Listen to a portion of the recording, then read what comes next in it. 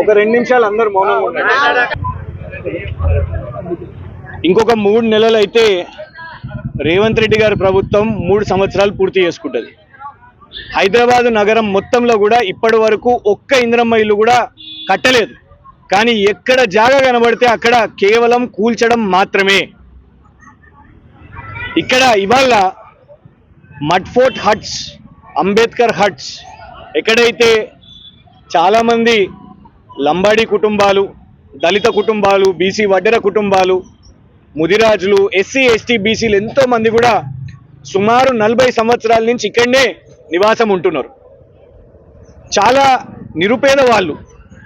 మహిళలేమో ఇక్కడ ఇళ్లల్లో పనులు చేస్తూ ఉంటారు.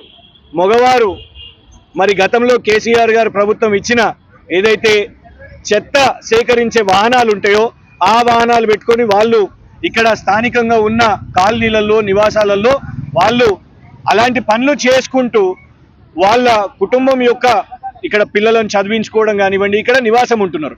వాళ్లకు ఇక్కడనే మడ్ఫోర్ట్ హట్స్లో వాళ్లకు కరెంటు కనెక్షన్ ఉన్నది, గ్యాస్ సిలిండర్ కనెక్షన్ ఉన్నది, వాళ్లకు ఓటర్ ఐడి ఇక్కడనే ఉన్నది, ఆధార్ కార్డు ఇక్కడనే ఉన్నది.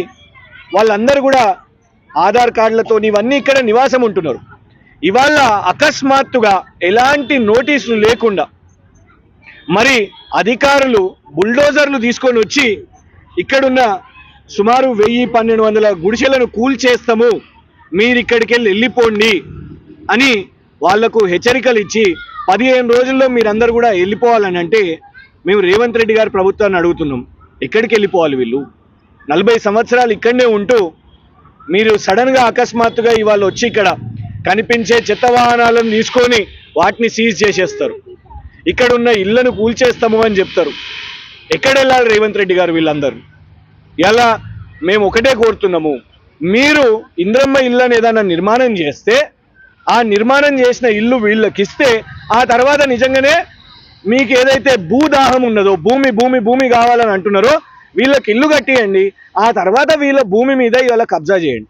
కానీ ఇల్లు కూడా కట్టకుండా ఇవాళ వచ్చి వాళ్ళ ఇల్లు కూల్చేస్తా అంటే మేము మొన్ననే ఇక్కడ కోరినాం, ఏదైతే 8 ఎకరాల జాగా ఉన్నదో 157/1 సర్వే నంబర్ ఉన్నదో బోయిన్పల్లిలో, ఇక్కడి నుంచి కూతవేడు దూరంలో కేవలం 5 నిమిషాల దూరంలో 800 కోట్ల ప్రభుత్వం ఆస్తున్నది.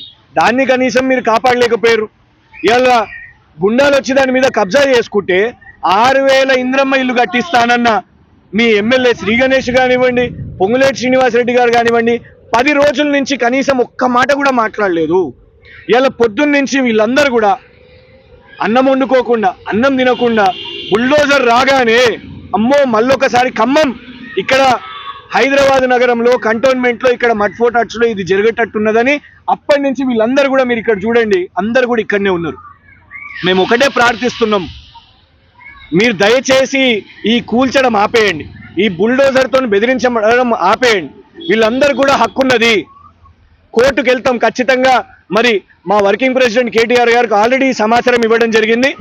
వారు హామీ ఇచ్చారు, ఒక్క పైసా ఖర్చు కాకుండా బీఆర్ఎస్ పార్టీ యొక్క లీగల్ సెల్ అందరి తరఫున వీళ్ళందరి కుటుంబం యొక్క details, Aadhaar card, gas connection, current connection, వాళ్ళ యొక్క ఓటర్ ఐడీలు ఇవన్నీ కూడా సేకరించి రేపు గౌరవ కోర్టును ఆశ్రయించి మీరు కాంగ్రెస్ ప్రభుత్వం వాళ్లకు మీరు చెప్పిన ఇంద్రమ్మ ఇల్లు ఇచ్చిన తర్వాత వీళ్ళను కూల్చేయండి. కానీ ఇవాళ ఏమి ఇవ్వకుండా, ఆధారం లేకుండా సడన్గా వాళ్ళను రోడ్డు పాలు చేస్తే ఇన్ని కుటుంబాల యొక్క మీరు వాళ్ళను రోడ్డు పడేసిన వాళ్ళు అవుతారు. కాబట్టి డెఫినెట్గా బీఆర్ఎస్ పార్టీ తరఫు నుంచి ఇవాళ వాళ్ళకి అండగా ఉంటామని ఇక్కడికి రావడం జరిగింది.